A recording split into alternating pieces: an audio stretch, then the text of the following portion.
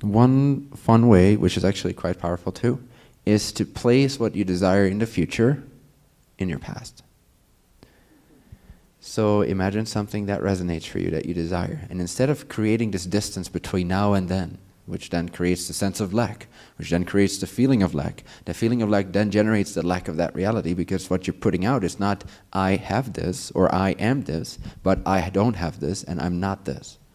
So sometimes even your imagination, even your seeing what you desire, even creating your new imagination, tuning into your heart's reality, your true reality, can still generate an even greater dissatisfaction, because many people have learned to focus on lack. So one very crucial aspect is to diminish how much you focus on lack and start focusing on abundance, regardless of how real or delusional that may seem to you. You got to focus on the abundance of every moment.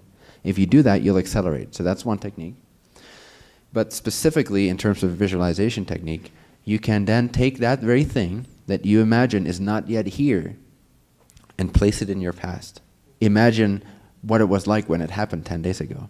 It felt so good when it happened 10 days ago. And just completely embody that imagination.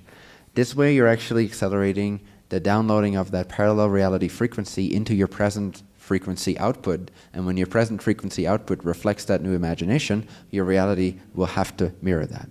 So actually feel what it was like 10 days ago to have that revelatory moment. Wasn't that awesome? See the details, like how people responded, and actually place it in a real-time event in your past. Just alter some of your past. You can actually change your past because you just chose one image in that moment. You might as well have chosen this image in the past, 10 days ago. So place your future in your past. Caution, this might change your desires very quickly because you start achieving them very fast. You start just generally being happy because you know that you can own anything you desire. Just place it 10 days in the past or yesterday. Doesn't matter, as long as it's in the past. For some reason, it seems easier for people to put it in their past than it is to place it right here, right now. Because again, we're so used to focusing on the lack based on our present physical manifestation container that all we'll see is, no, it's not here, I'm just faking it. But if we use imagination and we give ourselves permission to imagine that it's in the past, then, oh, well, it's not here, so at least it was in the past. You can imagine that. But then it starts to feel more real, and then the frequency starts to increase, and you start to feel like you own it, you have had it, like it's already here. You start to tap into the version of yourself that does have that reality. And then it will start to be reflected to you, because that's what creation has to do. It doesn't have a will of its own, so it will have to reflect the only will that exists, which is the free will of consciousness and its state of being. So place everything you desire a little bit in your past, a little while ago, and feel what that was like. Yeah, it's amazing. Awesome, beautiful. Well, keep vibrating at that level. Keep imagining the things you desire. If for you it seems like it's like your mind automatically places it in the future, then try placing it in the past. At some point, you will see everything is present. And so when you imagine a reality that's not yet your physical container, the sense of it not being here yet starts to disappear. So you start to blend that, and you start to feel the happiness you feel would it have been here, even though physically, logically, you could dictate that it's not here. But you're not doing that anymore. You're becoming more delusional, intentionally, consciously so. And then that reality will actually get a chance to manifest that much quicker. Does that make sense? Yes. So it's a little workaround. Awesome. Okay. Yeah. Who's next?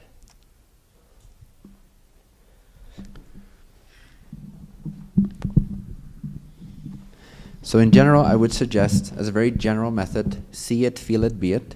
You imagine what it is you desire. You imagine the version of yourself. You imagine the state of being you desire, and all the symbols that come with that, whether that's mundane, like a car and a house and money, the ability to do what you want to do whenever you want to do it, a piece of land, the partner that you're with, having a baby. Well, careful with that one. But anything that symbolizes your joy, your true self, your true happiness, the true vessel of creation that you are, the true means of expressing yourself, see it until you start to feel it, which is, the seeing is where your consciousness still feels like it's in this reality. but then it tunes into an alternate parallel reality which coexists within this single timeless moment that is all of existence. So the tuning into that other reality is the seeing it, the visualizing it, the imagining it. As soon as you imagine something and you really sort of let go in that imagination and you start seeing the details of it and you start to give yourself permission to enjoy it as if it's real, you start to feel it. First you see it, then you feel it. The feeling of it means that you're bridging the gap between this reality and the other one. It's the bridge. The feeling part is the bridge. It's where imagination starts to download the vibratory patterns of that parallel self, that parallel version of yourself, which has all these things that you desire. You start to feel it. That's what happens. When you start to feel it, you start to change, alter your vibrational field.